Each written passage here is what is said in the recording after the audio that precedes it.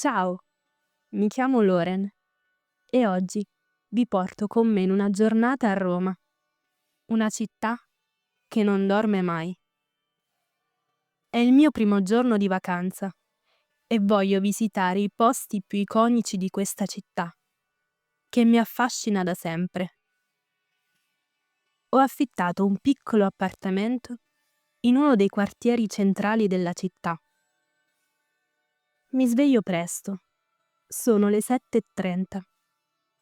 Dalla finestra vedo il cielo azzurro. Roma me la sono immaginata sempre così. L'ho sognata così tanto che non mi sembra vero di essere qui.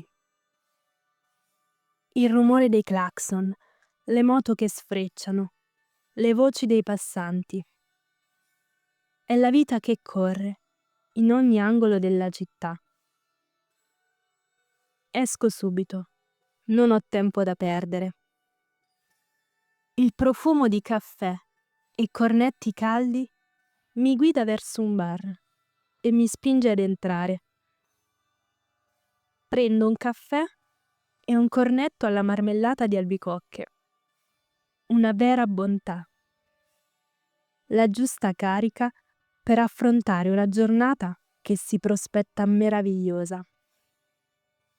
Ascolto il rumore delle tazzine sul bancone, la gente parlare, ridere. Questi piccoli momenti mi fanno pensare a quanto sia unica questa città. La vita a Roma è frenetica, ma anche piena di bellezza. Alle 9 prendo la metropolitana. Destinazione Colosseo. È un viaggio breve, ma il cuore mi batte forte quando scendo alla fermata. Cammino verso l'ingresso e wow, è gigantesco. Non si può restare indifferenti davanti a tanta maestosità. Mi avvicino. C'è una lunga fila, ma l'attesa ne vale la pena. Ho prenotato il biglietto online per saltare la coda. Un piccolo trucco che fa risparmiare un sacco di tempo. All'ingresso, un'audioguida inizia a raccontarmi la storia di questo monumento incredibile. Sapete che il Colosseo fu costruito tra il 70 e l'80 d.C. per volere dell'imperatore Vespasiano e poi completato da suo figlio Tito. Poteva ospitare tra i 50.000 e gli 80.000 spettatori ed è stato testimone di eventi grandiosi, ma anche drammatici. Battaglie tra gladiatori, lotte con animali selvatici e perfino simulazioni di battaglie navali. Dopo il Colosseo, decido di visitare i fori imperiali. Cammino tra le rovine antiche. Mi sento come se fossi tornata indietro nel tempo. Ogni pietra ha una storia da raccontare. Ogni angolo mi sussurra qualcosa di straordinario. I fori erano il centro della vita politica, commerciale e religiosa di Roma. Qui si trovavano templi dedicati agli dei, il Senato e le residenze degli imperatori. C'è una sensazione speciale nell'essere circondati da tanta storia. E mi fermo un po' ad osservare i turisti e i romani che si mescolano tra queste rovine. Il passato che si intreccia con il presente. È quasi l'una. Ho un po' di fame. Così decido di fermarmi in una trattoria romana.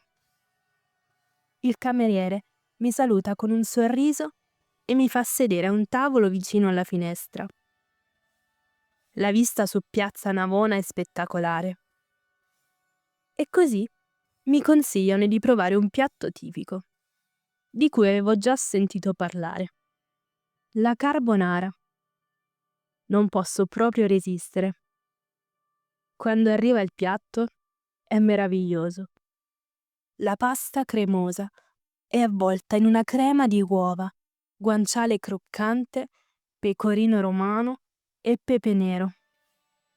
Un mix di sapori che mi conquista ad ogni boccone. La pasta alla carbonara è uno di quei piatti che raccontano una storia.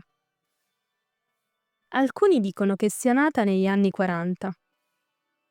I soldati americani, durante la Seconda Guerra Mondiale, assaggiarono la pasta con l'uovo, un piatto tipico abruzzese, e aggiunsero il loro bacon. Sarà davvero così? Chissà. In ogni caso, è un piatto che ogni romano prepara con amore e passione. Il pomeriggio è il momento perfetto per passeggiare. Così decido di dirigermi verso Piazza di Spagna. Le famose scalette di Trinità dei Monti sono affollate di turisti, ma c'è un'atmosfera unica, rilassata. Mi siedo su uno dei gradini e vedo la piazza che si anima. Scendo e salgo le scale più volte, perché ogni volta vedo la città da un'altra prospettiva. Un po' di dolcezza non può mancare. Decido di fare una sosta per un gelato. Per me, scegliere il gusto è sempre un dilemma. Ma oggi vado sul sicuro. Cioccolato fondente e pistacchio. Mentre mangio il mio gelato, cammino verso la fontana di Trevi. L'ho vista così tante volte in foto. La piazza è piena di turisti, ma la fontana ha una bellezza senza tempo. Seguo la tradizione e lancio una monetina nella fontana, con la mano destra sopra la spalla sinistra, per assicurarmi di tornare a Roma. Spero che funzioni. Nel frattempo, il tramonto si avvicina. Mi dirigo verso Ponte Sant'Angelo, da dove posso ammirare una vista mozzafiato del Castel Sant'Angelo, con il Tevere che riflette i colori del cielo al tramonto. Il cielo è rosa e arancione e mi fermo per qualche minuto a godermi la bellezza di questo momento di tranquillità. Ormai la sera è arrivata ed è il momento di cenare. Il tempo è volato. Vado a Trastevere. Mi fermo in una trattoria tipica dove ordino una pizza margherita preparata con pomodori freschi, mozzarella che si scioglie perfettamente e un tocco di basilico che la rende ancora più profumata e italiana. Il cameriere mi chiede se voglio un bicchiere di vino rosso e non posso dire di no. La pizza è deliziosa. Ogni morso è un viaggio nei sapori italiani. Poi faccio una passeggiata nelle stradine del centro. Roma di notte ha un fascino incredibile. Le luci soffuse delle piazze, il rumore delle chiacchiere che si mescola alla musica degli artisti di strada che suonano la chitarra. È uno scenario unico. C'è qualcosa di magico nell'aria, come se ogni passo mi avvicinasse un po' di più all'anima di questa città. Per concludere la giornata in bellezza, prendo una Vespa per un piccolo giro. La Vespa è un simbolo di Roma e dell'Italia ed è il mezzo ideale per muoversi per le strade strette della città. Sento il vento sulla faccia mentre percorro le strade di Roma e mi sento davvero parte di questa città. È un'esperienza unica. Questa è stata una giornata indimenticabile. Torno nel mio appartamento e penso che Roma è una città che ha una storia incredibile e che offre tante esperienze diverse. Ho visto monumenti straordinari, mangiato piatti tipici, e ho incontrato persone simpatiche. Roma mi ha davvero conquistata. Ancora deve finire la vacanza e già non vedo l'ora di tornare. Ciao, se ti è piaciuto metti un like, lascia un commento e iscriviti al canale per vedere altri video come questo.